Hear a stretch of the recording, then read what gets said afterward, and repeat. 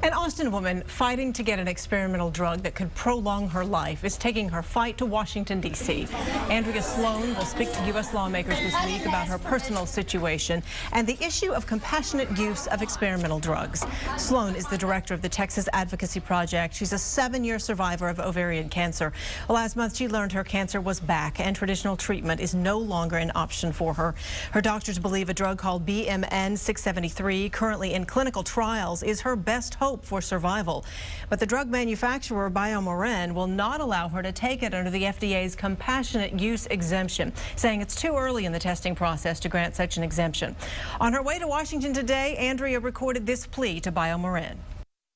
To the amazing doctors and scientists at BioMarin who have created BMN 673 that will give so much hope to so many cancer patients around the globe. I want to thank you for the hours and hours of tireless work that you have put in to make this drug possible. And now I'm humbly asking you to please make this drug available for me.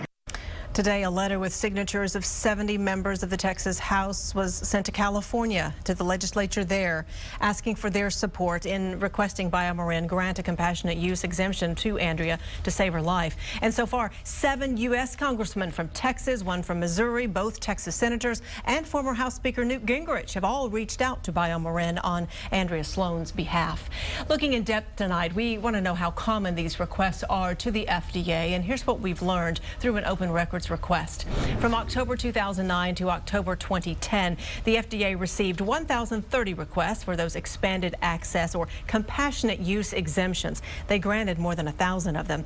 A similar story from 2010 to 2011, when the FDA granted all but 1 of 1,200 requests.